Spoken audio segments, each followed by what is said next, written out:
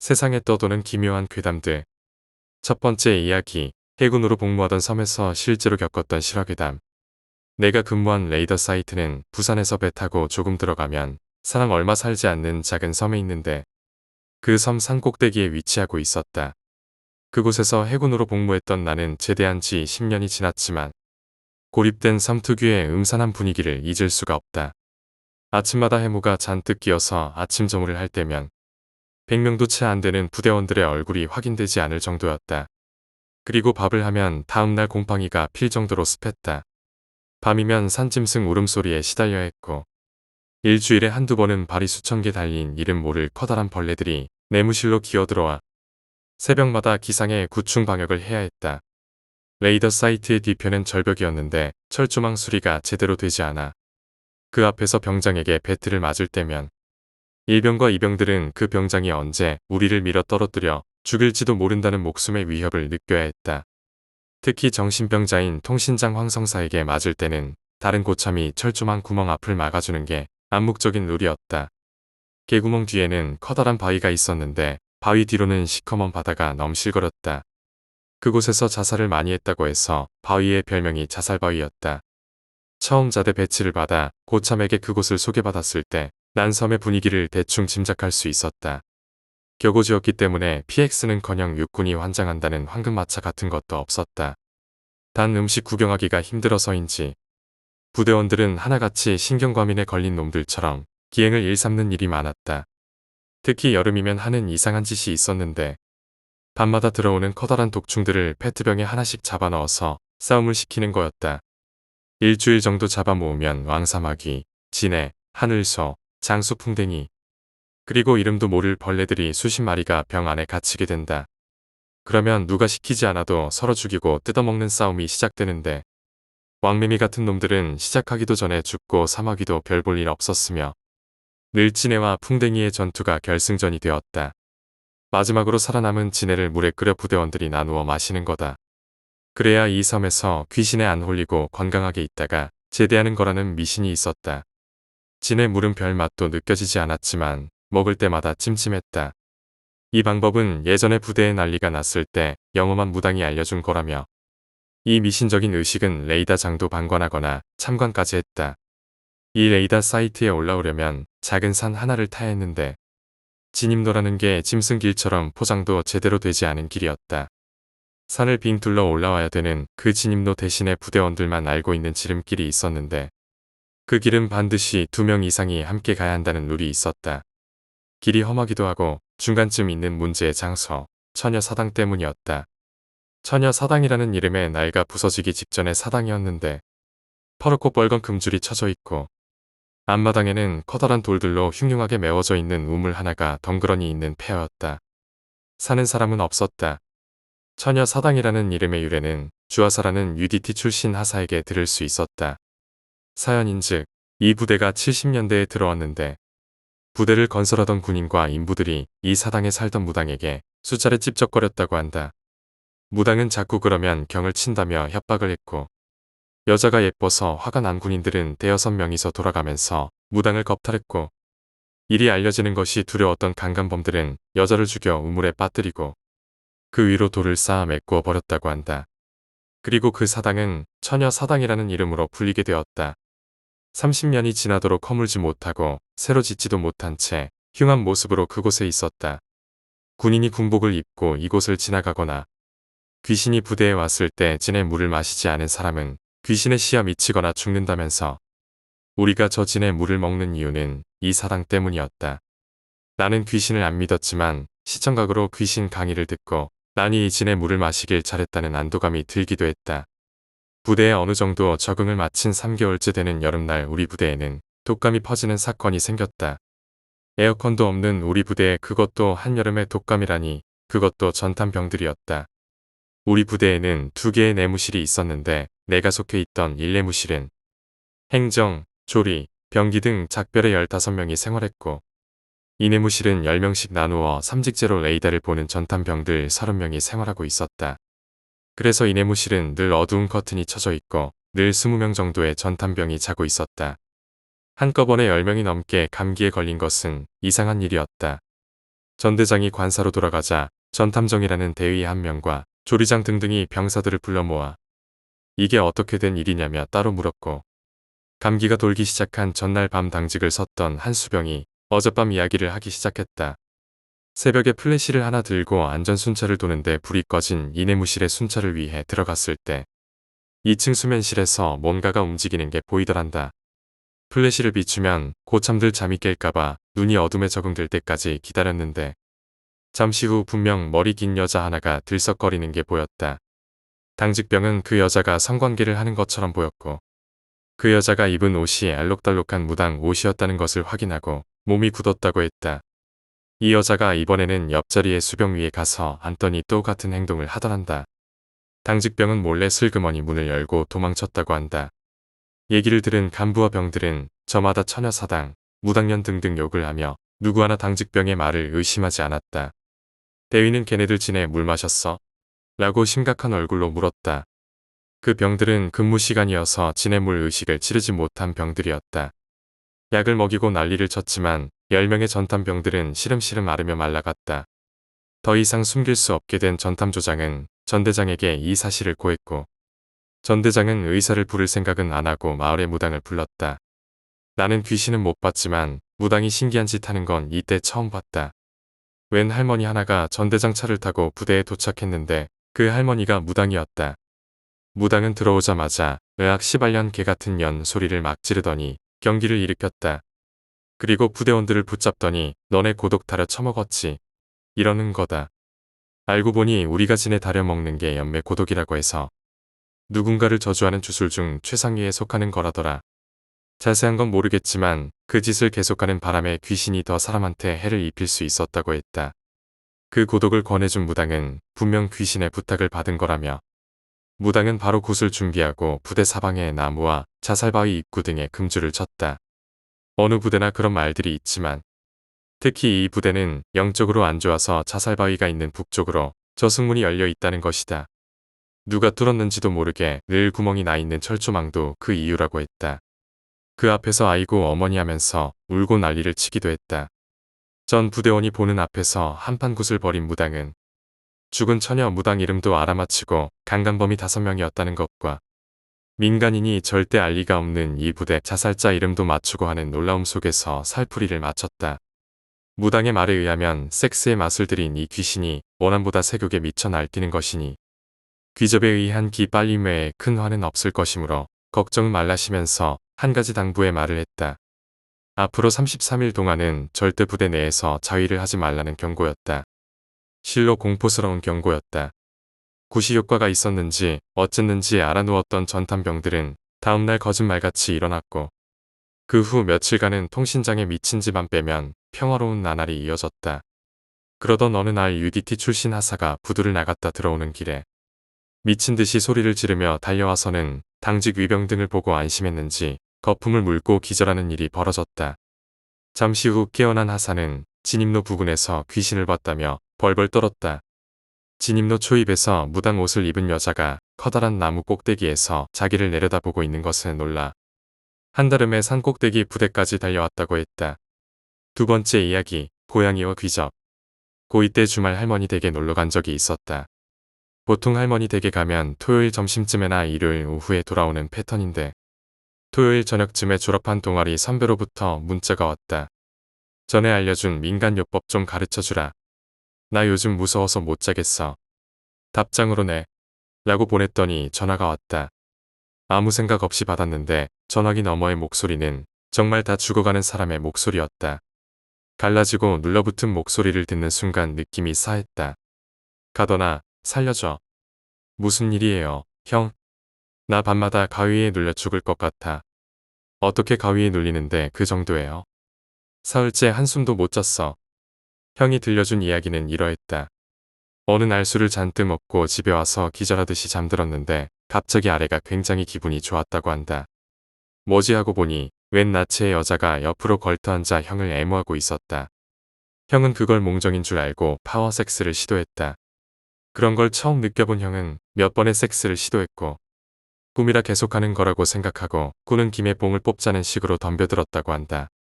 그런데 점점 이상한 생각이 드는 게 아무리 하고 사정해도 꿈에서 깨지 않는 것이었다. 네 번째 사정할 땐 머리가 굉장히 아프기 시작했다. 머리가 아픈데도 자꾸 섹스를 하고 있었고 나중엔 왜 깨지 않는지 이상한 생각이 들면서 가위 눌린 걸 깨는 것처럼 손끝부터 차근차근 힘을 주며 풀었다고 했다. 그렇게 몇 번을 더 사정하고 나서야 깨어났는데 일어나지도 못할 정도로 머리가 아프고 울렁거림을 느끼면서 다시 누웠다고 한다. 반나절을 그렇게 기절하듯이 있다가 일어났고 당시에는 그저 과음으로 인한 숙취인 줄 알고 해장하면 풀리겠지라고 생각하며 해장용 감자탕을 먹으려고 친구를 불렀다. 하룻밤 만에 눈 밑이 새카맣게 되고 얼굴이 노랗게 변해버려서 친구가 얼굴을 보자마자 시겁했다고 한다. 그 길로 병원에 데려갔는데 링거만 맞고 나왔다. 병원에서 링거도 맞았고 친구랑 밥도 먹었고 피곤함을 느끼며 일찍 자야지 하고 누웠는데 또 나체의 여자가 나타나서 애무를 시작했다. 이번엔 본인의 의지와는 다르게 몸이 움직이며 섹스를 하기 시작했다고 한다. 그렇게 눕기만 하면 섹스를 하는 며칠을 보내다가 최후의 보루로 나에게 연락한 것이었다. 나는 그 길로 무당 할머니께 가서 말씀드렸다. 할머니께서 독한 년이 시였네 하시더니 문득 나에게 물으셨다. 그년 얼굴은 기억난다 하디? 아니요, 모른다고 했어요. 오늘 우리 집에 와서 자라고 해라. 형은 연락하자마자 바로 그 길로 찾아왔는데 진짜 사람의 몰골이 아니었다. 얼굴은 퀭하고 눈 밑은 새까맣고 튀어나온 광대에 하얗게 변해버린 입술이 그간의 고통을 말해주는 것 같았다. 형이 오자마자 무당 할머니께서는 마루에 이부자리를 펴고 바로 누워서 자라고 하셨다. 형은 인사를 하고 이부자리에 누웠는데 얼마 지나지 않아 이상한 행동을 하기 시작했다. 온몸을 부들부들 떨다가 멈췄다가 떨다가 멈췄다가를 수십 번 반복하다가 갑자기 고양이의 소리를 냈다. 그리고 고양이 소리가 들림과 동시에 할머니 댁에서 키우던 고양이 나비가 나타나서 같이 울기 시작했다. 한 10분가량 지났을까? 어느 순간 나비가 울음을 그치고 형을 쳐다보고 무당 할머니께선 형을 때려서 깨우셨다. 형은 일어나자마자 토하기 시작했다. 왜 그러느냐고 묻자 얼굴을 봤어라고 대답하더니 울기 시작했다. 대체 뭘 보았길래 그러느냐고 묻자 고양이였다고 했다. 평소와 같이 섹스를 하고 있었는데 갑자기 아래에서 점점 올라오기 시작했다고 했다. 차근차근 애무하면서 올라오는데 허리께에 있던 머리가 갑자기 퍽하고 터졌다고 한다. 퍽 터짐과 동시에 얼굴을 들었는데 한쪽 눈이 뭉그러지고 구더기가 고여있는 얼굴에 고양이가 피부를 흘리면서 야옹거리기 시작했다고 한다. 몸은 사람인데 얼굴은 고양이고 그 와중에도 섹스는 계속 진행 중이었다고 한다. 형은 도망가고 싶은데 움직이지도 않고 얼굴이 점점 다가오고 있었다고 했다. 그것이 코 바로 앞에서 야옹거리면서 입을 천천히 벌리기 시작했다고 한다. 야옹거리는 소리는 나면서 입은 점점 벌어졌고 계속해서 벌어졌다고 했다. 입이 비정상적으로 벌어졌을 때 또 다른 야옹 소리가 들리고 거기서 깼다고 한다. 일어난 후 무당 할머니께서 삼배 주머니에 뭔가 넣어주시고 그날 밤은 거기서 자고 갔다. 얼마 후에 고맙다고 연락이 왔다. 아직도 신 이유도 모르고 어떻게 떨쳐냈는지도 모르는데 나비가 올 때 엄습한 그 섬뜩함은 가끔 소름 끼친다. 그 후로 고양이들을 더 귀하게 보았는지도 모른다. 세 번째 이야기, 괴물. 내가 이맘때 겨울쯤 크리스마스가 오기 전에 나 홀로 여행을 떠난 적이 있다. 그때 대학 입시를 치르고 간 거였으니 고3이었을 거다. 다들 알다시피 고3 수능 끝나면 학교도 안 가고 여유로운 생활이 이어진다. 그래서 나는 여행을 강원도 쪽으로 떠나기로 마음먹었다. 그렇게 해서 버스를 타고 강원도 어딘가에 도착했는데 큰 도시는 아니었다. 지금도 강원도에 가보면 알겠지만 도시는 좀 벗어나면 깜깜해진다. 그때는 더 깜깜했다. 겨울이라서 6시만 지나도 서울에서도 깜깜한데 강원도 산지 6시쯤 되니 한치 앞이 보이지 않더라. 어찌어찌 걸어가니 농촌마을이 있어서 이장님에게 부탁해 마을회관에서 자도 되냐고 물었고 이장님께서 흔쾌히 승낙해 주셨다. 그런데 그게 이 글을 쓸 계기가 될 줄은 몰랐다. 그렇게 6시 반쯤 나는 마을회관에 잠들었다. 시골 마을이라 다들 해가 지니 조용했다. 나도 빨리 잠들었고 새벽에 깼다. 너무 빨리 자버리니까 잠이 안 오더라. 핸드폰을 보니 새벽 5시였다. 어차피 난 빨리 여행을 가야 하는 입장이니 씻으려고 무거운 몸을 이끌고 일어나려 하니 마을회관 문 앞에 이상한 부스스거리는 소리가 들리더라. 바로 핸드폰 액정을 바닥으로 향하게 해서 빛이 새어나가지 않게 숨죽였다. 마을회관 큰 창문 앞에 누군가가 왔다 갔다 하는 그림자 실루엣이 보였다. 정말 심장이 멎는 줄 알았다. 몇 번 그러더니 잠잠해지더라. 그래서 불안해서 30분 동안 가만히 있었는데 이제 조용해져서 살금살금 화장실에 들어가 불을 켜고 문을 잠갔다. 샤워는 할 수 없어서 간단하게 씻었다. 양치질하면서 혀를 닦는데 구역질이 나오는 거야. 구역질을 하려는데 마을회관 문 열리는 소리가 들렸다. 내 생각은 둘 중 하나였다. 아까 왔다 갔다 하는 놈이 들어왔거나 아니면 이장님이 들어왔거나라고 생각했다. 아니면 아까 왔다 갔다 한 사람이 이장님일 수도 있었다. 어찌되었든 나 혼자 있는 회관에 문 열리는 소리가 들리니 소름이 안 끼칠 수가 없었다. 난 그대로 얼어붙었고 다시 조용해져서 컵에 물을 받아놓은 걸로 입만 대충 헹구고 나가려 했다. 조용했지만 밖에 누군가가 있다는 불안감에 몇 분간 고민했다. 그래서 나는 칫솔을 뒤로 돌려서 칫솔솔 부분 말고 막대기 부분으로 돌린 다음에 혹시나 누군가 나오면 그걸로 눈을 찌른다는 과감하고 무모한 생각을 한 채 문을 열었다. 처음 맡아보는 냄새가 났다. 정말 내 생에 그렇게 지독하고 더러운 냄새는 맡아본 적이 없었다. 거기다가 아무도 없으니 더 무서운 거야. 그래서 회관 불을 후다닥 켰다. 그러니 좀 나아졌다. 그래도 겨울인지라 그 지랄을 떨어도 6시 조금 넘었는데 어두컴컴했다. 그렇게 긴장한 채로 6시 반쯤 지나니 이장님이 오셔서 잘 잤냐고 안부를 물었다. 그래서 내가 좀 이상하다고 이야기를 했더니 한숨을 쉬시면서 또 그랬다고 혼자 중얼거리셨다. 그게 무슨 소리냐고 내가 다시 되물었더니 자세히 이야기해 주셨다. 마을에 정신이 좀 이상한 70세 할아버지가 있는데 한국전쟁 후유증으로 사람이 오면 긴장을 하고 경계태세를 하신다고 하더라. 그게 심하면 본인이 더 강하다는 것을 보여주려고 동물을 죽여서 보여준다거나 그런 미친 짓을 한다고 했다. 그래서 내가 여기 문은 그 할아버지가 어떻게 여는 거예요? 라고 물었더니 이장님이 화들짝 놀라셨다. 여기 문키를 갖고 있는 사람은 본인이랑 본인 부인밖에 없다는 거야. 그래서 어떻게 된 건지 모르겠다며 소름이 쫙 돋았다. 그러더니 할아버지가 혹시 밖에 뭐 동물 사체 같은 거 없었냐고 물어보셨다. 그래서 아직 무서워서 나가보지도 못했다고 했다. 이장님은 굳은 표정으로 회관 밖으로 나가서 살펴보셨다. 혼자서 왜 아무것도 없지 왜 없지 이러셨다.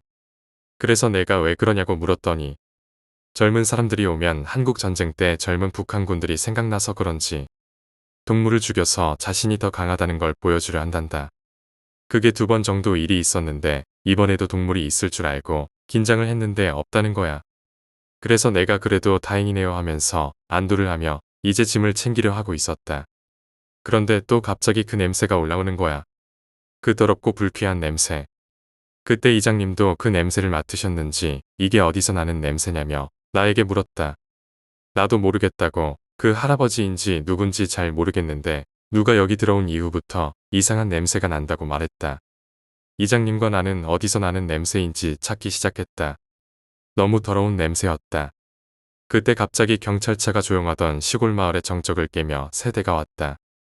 뭔 사건이 일어났나 싶어 찾다 말고 경찰이 어디로 향하나 보니 어떤 조그마한 집으로 향했다. 이장님도 그걸 보시고 뭔 일이 났나 싶어 다시 옷을 챙겨 입으시고는 나가셨다. 나도 따라 나갔다. 이 더러운 냄새에 지배받고 싶진 않았다. 그 집을 가니 웬 할아버지가 피에 범벅이 된 채 칼을 들고 난동을 부리고 계셨다. 얼핏 보이는 방 안에 범벅된 핏물. 약간 열린 방문 안에서 피 냄새가 진동하고 있었다. 이장님은 어린 나에게 충격적인 현실을 보여주고 싶지 않으셨는지 날 다시 회관으로 끌고 가며 이야기하셨다. 미안하다, 어른들이. 아니에요. 아마 저 사람이 오늘 회관에 온 사람일 거다. 소름이 일순간 쫙 돋았다. 회관에 도착해서 이장님이 날 걱정해서인지 좀 앉아있으라 하셨다. 나는 다시 가봐야 할 것 같다고 했고 이장님은 알겠다며. 나는 그 더러운 냄새에 압도당한 채 소파에 멍하니 앉아있었다. 도대체 어디서 나는 냄새일까? 나는 다시 냄새의 근원지를 찾고 싶어 냄새에 짓눌린 몸을 이끌고 일어나 마루 싱크대를 뒤졌다. 어디에도 없었다. 도대체 어디지? TV 뒤를 보았다. 웬 여행용 가방이 있었다. 아마 여기서 나는 냄새 같았다. 들어 올리려 했더니 생각보다 몇 배는 더 육중해서 힘겹게 들어 올렸다. 코를 막은 채 한 손으로 가방 지퍼를 여는데 웬 동물사리 지퍼 틈 사이로 보였다. 그때 갑자기 경찰이랑 이장님이랑 마을 사람들이 회관으로 뛰어오는 게 보였다. 그리고 나는 마치 썩은 생선이 있는 검은 비닐을 들춰내는 것처럼 아무 생각 없이 지퍼를 더 내렸다. 생기 없는 사람 머리가 대구르르 구르면서 바닥을 붉게 물들였다. 나는 그 이후에 실신했다. 응급실에서나 그 머리가 누구 것인지 들을 수 있었다. 내가 정말 강해 보였나 보다. 그에겐 그가 날 압도하기 위해 죽인 건 그의 부인이었다. 그의 안부를 물어보니 결국 자살했다고 했다. 나는 조용하던 마을에 피바람을 불고 온 것 같아서 집으로 바로 돌아갔고 몇 번 자해도 했었다. 정신과 상담도 여러 해 걸쳐서 했고 3년 전쯤에야 정신과 치료를 마쳤다. 그러나 나는 그를 욕할 수 없었다. 자신의 부인을 죽일 만큼 아팠던 전쟁의 아픔을 그 누가 욕할 수 있겠는가. 그는 사회가 만들어낸 희생자일 뿐이었다. 네 번째 이야기, 중독. 담배라는 것을 인간이 어떻게 발견했는지 나는 알 수 없다. 하지만 담배라는 게 굉장하다는 건 알고 있다. 담배라는 건 식물을 말린 것을 종이로 말아 놓은 것이다. 그것에 불을 붙이면 식물은 연기를 내며 타들어가고 인간은 그 연기를 들이마신다. 연기를 마신다라는 굉장히 이질적인 행동은 놀라울 정도로 단시간 내에 퍼졌다. 그 연기를 마시는 동안은 술에 취한 듯한 느낌이 들기 때문이다. 술보다 간편하다. 단지 중독성이 강할 뿐이다. 그런 엄청난 것을 어렸던 초등학생인 내가 접한다는 건 너무나도 쉬운 일이었다. 난 특별하다거나 나쁜 짓을 한다는 느낌은 없다. 솔직히 미성년자가 담배를 피우는 것이 뭐가 나쁜가? 아마 그때가 처음이었을 것이다. 여자 귀신이 나온다고 소문이 난 폐가에서 위를 올려다보자 그곳에는 내가 본 것은 머리에서 뇌수가 조금씩 흘러나오는 거꾸로 매달린 여자였다. 그 후로 담배를 피울 때마다 그녀를 보았다. 내 이름은 화인, 평범한 고등학생이다. 물론 중학교 다닐 때 조금 놀아서 인문계는 갈 수 없었다. 그나마 공고에는 입학할 수 있었다. 학교가 끝나자마자 집에 달려와서는 옷을 갈아입을 때 뒤에서 아버지가 부르셨다. 우리 아버지는 꽤나 엄하시다. 그런 분이 날 이름으로 부를 때는 보통 설교를 할 때다. 난 설교를 할 것이라 생각하고 미간을 살짝 찡그렸다. 하지만 아버지의 말씀은 조금 충격적이었다. 담배 피우고 싶으면 언제든지 말해라. 아버지의 얼굴이 조금 굳어 있다. 뭐라고 대답하면 좋을지. 보일러실 왼쪽 구석, 그리고 폐허. 이런, 내가 담배를 숨겨놓은 곳과 내가 담배를 자주 피는 곳이다. 젠장, 어떻게 아신 거지? 이미 전부터 내가 담배 피우던 건 알고 있었다. 하지만 이제 못 봐주겠구나. 뭘 못 봐준다는 거야? 너 신체 검사 결과가 왔다. 그 결과에서 내가 담배를 피운다는 것을 알았다. 친구들은 안 나온다고 했는데. 아무튼 담배 피우고 싶으면 슈퍼에서 훔치거나 하지 말고 나한테 말해라. 넌 뭐 피냐? 보통 아버지가 이렇게 말씀하시는 건 반어법이다. 아니 아버지뿐만 아니라 모든 어른들이 대부분 그렇다. 이럴 때는 무조건 굽히는 게 좋다. 아니에요. 끊을게요. 조심스럽게 말하고 고개를 들었다. 아버지는 억지 같은 웃음을 지으며 말씀하셨다. 끊을 필요 없다. 그냥 아버지한테 말해라. 여태 내가 너한테 너무 엄하게 대한 것 같구나. 갑자기 왜 이러시지? 보통 반어법에 대응해서 굽히며 들어가면 아무 말도 안 하는데 아버지도 진심이라는 건가? 그냥 찔러봐. 넘버원이요. 이렇게 말하면 나도 모르게 눈을 질끈 감아버렸다. 뭐가 올까? 귀싸대기, 주먹. 내 예상과 다르게. 넘버원. 그게 뭐냐? 새로 나온 거냐? 이렇게 아버지가 말씀하셨다. 내 시가예요. 넘버원이랑 넘버식스가 있는데 전 넘버원을 펴요. 그래, 내일까지 한 보루 정도 사주마. 지금 필 건 있지? 물론 미리 뚫어놓은 게 있기 때문에 아직은 충분하다. 잠깐 나가서 아버지랑 한 대 피우고 오자. 우린 그렇게 페어로 들어가 한 대씩 피며 대화를 나누었다. 꽤 빠르구나. 내가 하나를 다 할 때까지 아버지는 두세 번 정도 하셨다. 역시 내가 젊어서 그런가? 언제부터 폈냐? 초등학교 5학년이요. 사실 나도 자세히는 모른다. 다만 기억나는 게 초등학교 5학년이다. 처음 담배를 피우게 된 계기도 모른다. 그럼 6년째인가? 내 지금은 고등학생이니까. 그래, 오늘 저녁은 어머니랑 스테이크를 먹으러 가자. 좋지. 근데 저 하나만 더 하고 갈게요. 그래라. 아버지가 담배 피우는 걸 허락했는데 2개 피겠다고 보냈겠는가? 아버지를 보낸 건 다른 이유가 있다. 그녀를 만나기 위해서다. 피를 뱉고 귀신을 처음 본 날, 난 그 귀신인 그녀랑 친해져 버렸다. 그녀는 담배를 피울 때마다 내 눈앞에 나타난다. 뇌수가 흘러나오는 것도 이제는 적응이 되었고, 그 뇌수 부분만 생략하면 평범하다. 아니, 오히려 예쁘다. 화인이는 대단하네. 아버지랑 담배도 같이 피우고, 갑자기 아버지가 담배 피우는 걸 허락하셨어. 그녀의 이름은 수인. 웃기게도 내 이름인 화인의 반대다. 참 웃기는 우연이다. 저기 우리 안 한 지 꽤 오래되지 않았어. 그녀가 나의 손을 잡는다. 처음엔 접촉이 불가능했다. 하지만 이젠 접촉이 가능하다. 접촉이 가능해진 건 우리의 관계를 최고조로 끌어올리는 데 도움이 되었다. 가장 친밀한 접촉을 요구한 건 그녀였다. 그리고 나보다 그녀가 더 밝힌다. 다른 사람이 보기엔 내가 미친놈으로 보이겠지. 혼자 바지 벗고 허리 움직이다가 하기 싫어. 아니 하기 싫은 건 아니지만 넌 미친 게 아니야.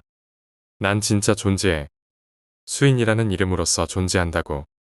난 수인이 너랑 하는 거니깐 환상이 아니야. 내가 미친 것도 아니고. 그녀와 처음 대화를 시도했을 때 난 내가 미친 줄 알았다. 아니면 환상을 보는 거라고. 하지만 몇 가지 실험을 통해 그녀가 귀신으로서 실제로 존재한다는 것을 알았다. 헌데 말이야, 왜 담배를 피우는 것으로 너를 보고 만질 수 있는 걸까? 그건 담배 피우는 것 때문이 아니라 내가 담배 연기를 맡을 때마다 마음이 잘 열려서 그래. 이렇게 그녀랑 영양가 없는 대화를 나누다 보면 시간이 너무 금방 간다. 아버지가 가신 지 벌써 10분. 미안해, 나중에 해줄게. 아버지가 갑자기 외식을 하자네. 가봐야 될 것 같아. 그렇게 난 페어에서 나와 집으로 들어갔다. 거기에는 어머니와 아버지가 옷을 차려입으시고 기다리시는 중이셨다. 우리는 도시에서 벗어나 조금 달렸다. 그렇게 드라이브를 하다가 외곽 지역으로 들어섰다. 도착한 곳은 꽤나 고급스러운 2층짜리 레스토랑이었다. 자, 들어가자. 여긴 아버지 친구분이 하시는 곳이니 마음껏 먹으렴. 우리는 들어가 조금 비싼 와인과 스테이크를 시켰다. 물론 나도 와인을 마셨다. 와인잔에선 와인이 출렁거린다. 화인아, 어떠냐? 스테이크와 와인은 처음 먹어보지. 그래, 많이 먹어라. 뭔가 이상하다. 아버지도 그렇고 어머니도 표정이 마치 이게 마지막이라고 말하는 것 같다. 뭐지 이 소름 돋는 느낌은? 제가 담배 피우는 거요. 신체 검사 결과에서 아셨다고 했잖아요. 갑자기 분위기가 확 바뀐 듯한 느낌이 든다. 온몸에 닭살이 돋았다. 뭐라고 나왔어요? 그냥 학생이 흡연을 하고 있으니 주의를 주기 바람. 이렇게 나왔지. 아버지가 당황하고 있다. 갑자기 친절해진 것까지 포함해서 모든 게 의심이 간다. 그리고 난 결국 발견했다. 아버지의 방 한구석 휴지통에 구겨진 채 버려져 있는 신체 검사 결과. 각종 종양, 입원을 요함. 신체 검사 그건 6개월 정도 전에 했을 텐데. 6개월 전에 이런 결과가 나왔다고. 그렇다면 지금은? 결국 봐버렸군. 내가 뒤돌아보자 잔뜩 얼굴을 찡그린 아버지가 계셨다. 아버지, 이건. 그래, 내가 찾던 신체 검사 결과지. 담배라는 말은 있지도 않군요. 내가 담배를 허락한 이유가 뭔지 아냐? 아버지의 얼굴이 점점 흉악해져 간다. 살기가 느껴진다.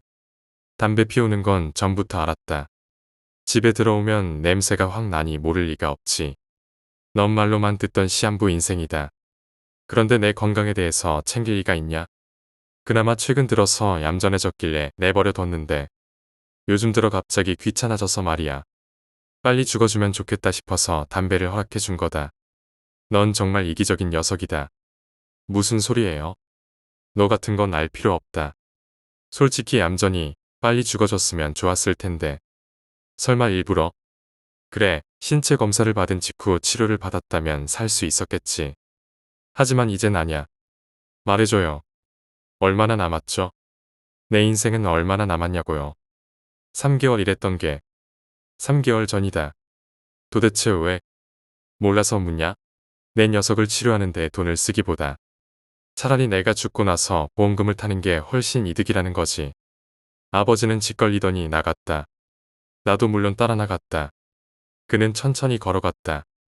가는 방향은 내가 담배를 자주 피는 폐허였다. 하지만 폐허에 도착하자마자 아버지가 사라졌다. 그때 흐릿하게 아버지가 걸어가는 게 보였다. 어라 저 방은 내가 수인이를 처음 봤던. 내 놈은 그 사건 이후 부분 기억 상실증에 걸렸다. 넌 그 아픔을 나에게만 남기고 정작 내 놈은 잊은 거다. 내가 뭘 했는데 그 사건이라는 게 아버지가 그토록 날 증오하게 된 이유란 거야. 너 녀석이 이곳에서 담배를 피우는 이유가 뭔지 아냐? 내가 이곳에서 수인이를 보는 게 왜인지 아냐고. 아버지가 수인이를 어떻게? 담배 피울 때마다 수인이가 보이지? 안 그래? 어떻게 그것까지? 귀신이라는 건 생명이 왔다 갔다 할 때 보인다고들 하지. 담배는 독극물과 마찬가지다. 천천히 자살하는 것과 같지. 그렇다면 내가 수인이를 볼 수 있는 게. 그래. 내가 수인이와 접촉하게 될 수 있던 것도 내가 죽을 날이 얼마 안 남아서지. 그보다 어떻게 당신이 수인이를 알 수 있는 거지? 설마 담배를 피우는 것만으로도 당신에게도 보이는 건가? 귀신은 원념이 남아 이승을 떠도는 존재라고들 한다. 그게 어쨌다는 거야? 귀신은 보통 친족에게 주로 보인다고들 하지. 물론 내 예측이지만 말이야. 이걸 읽어봐라. 담배를 피우면서 아버지는 나에게 종이 하나를 건넸다.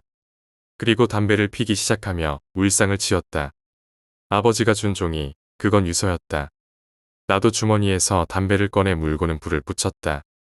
그러자 수인이의 목소리가 들려왔다. 화이나, 제발 보지마. 담배를 피자마자 내 눈앞에 나타난 건 눈물, 콧물 범벅이 된 수인이었다. 어째서야? 어째서 아버지가 널 친족이라고 하는 거지? 그리고 어째서 아버지한테도 보이는 거야? 나야 죽음이 임박했다곤 하지만 어떻게? 내가 수인이와 말싸움을 할 때 아버지가 말했다. 내가 그 유서를 보는 순간 모든 의문이 풀린다. 난 유서를 펼쳤다.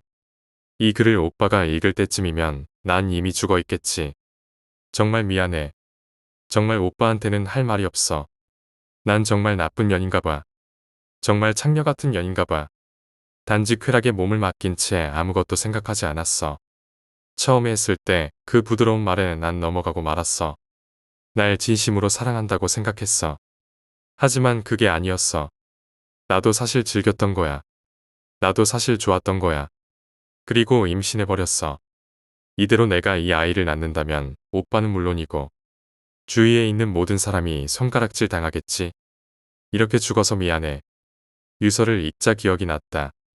내가 한 짓, 그녀의 정체, 내가 어떻게 기억을 잃게 되었는지. 이제 기억이 났냐? 내가 무슨 짓을 저질렀는지. 나에게 어떤 상처를 주었는지. 아버지가 날 그렇게 증오하는 이유를 알겠어. 내가 근친상간을 했기 때문에. 그래. 결국 수인이는 너와 나. 그리고 다른 모든 가족을 위해 유서를 남기고 자살했다. 그렇다면 이 폐허는 우리가 전에 살던. 그녀는 타오르는 집에서 떨어지는 나무 토막에 맞아 기절했지.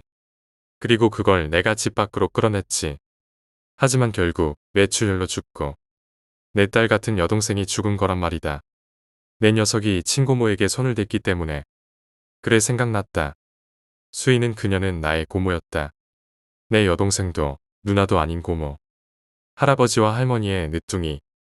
조카와 나이 차이가 1살밖에 나지 않은 고모. 우리 가족과 함께 살던 고모는 어린 나이여도 아름다웠다. 그리고 내가 4학년짜리 초등학생이었을 때, 내 친고모가 5학년짜리 초등학생이었을 때, 내가 친구한테 들은 한 근친상간 야설을 듣고 그녀에게 강요 아닌 강요를 한 것이다. 내 생일 선물로 그녀의 처녀를 달라고. 물론 그녀는 거절했지만 그녀가 자고 있을 때 내가 덮쳤다. 일을 끝내고 눈물을 흘리는 그녀에게 속삭였다. 고모, 아니 수인아. 너만을 사랑해. 그녀는 여렸기에 그 말에 넘어갔고 약 6개월 내내 나는 그녀와 성관계를 했다. 그녀는 임신했고 책임감과 걱정에 못 이겨 분신자살을 시도했던 것이다. 그녀는 아버지에게 구출되었으나 화재에 못 이기고 떨어진 지붕에 나무 토막에 머리를 맞고 기절한 뒤였다. 그녀는 뇌출혈로 죽었다. 그리고 난 그 충격적인 기억을 최면 치료를 통해 가뒀다. 그래 내가 처음 담배를 피운 것도 수인이의 장례식 때 손님용 담배를 핀 거였지. 수인이도 너의 죽음을 바라고 있다. 수인이도 알고 있었다. 내 녀석이 곧 죽을 거란 걸. 수인아, 그게 사실이야? 하지만 수인이는 아무 말도 안 하고 고개를 숙이고만 있다. 어째서? 나를 사랑한다며. 그래서 죽은 거 아냐. 근데 이제 와서 내 죽음을 바라는 이유가 뭔데? 수인이는 고개를 숙인 채 눈물만 흘린다. 아버지는 수인이를 대신해 말했다. 내 놈이 죽으면 영원히 같이 있을 수 있으니까. 내가 죽으면 같이 있을 수 있구나. 하지만 난 죽기 싫어. 난 죽기 싫어. 어린 나이에 단지 한번 해보고 싶었을 뿐이야. 근데 왜 꼬여버린 거지? 내가 한 행동에는 결과와 책임이 따르기 마련이다. 내가 한 행동에 대해선 충분히 책임을 져야 해. 싫어. 수인이도 아버지도 이 빌어먹을 담배도 이제 싫어. 아버지는 고개를 흔들더니 뒷주머니에서 뭔가를 꺼냈다. 그러고 보니 우리 아버지 빌어먹을 무기 밀매상이었지. 수인이는 내 여동생이었다. 내 눈보다 훨씬 소중한. 한마디만 할게, 아버지. 뭐냐? 담배 끊는 게 좋을 거야. 그리고 아버지는 방아쇠를 당겼다. 와, 여기냐? 내가 알기론 여기 맞아. 그 불신자살 사건에 이어 살인사건도 났던 곳. 마구하니 느껴지는 것 같아. 담배나 피고 가자. 아무래도 진짜 여기서 날밤 새는 건 무리야. 천장도 없고. 그래, 한 대만 빨고 가자. 근데 네 가방은 언제 메고 있었냐? 무슨 가방? 사람 팔같이 생긴 가방 말이야. 야, 하지마. 무섭잖아. 나 농담 아니야. 네 어깨에 뭐 있어? 야, 그만해라. 네 귀신 자주 본다고 했잖아. 진짜 무서워 그만해. 농담이야. 근데 나 담배 필 때마다 귀신 진짜 보긴 본다. 그래. 마세의 신비한 능력이 있는 건가? 아니, 다른 담배 필 때도 그래. 내가 담배 핀 지 한 10년 정도 됐는데 1년 전부터. 그러고 보니 네 요즘 들어 1년 사이에 몸 안 좋아지긴 했지. 그리고 무언가를 받고 소리를 지르며 도망갔다. 왜 그래? 왜 갑자기 도망가고 지랄이야? 봤어. 뇌수가 흘러나오는 여자랑 머리에 구멍 뚫린 남자. 그리고 목에 호흡기 차고 있는 환자복 입은 남자.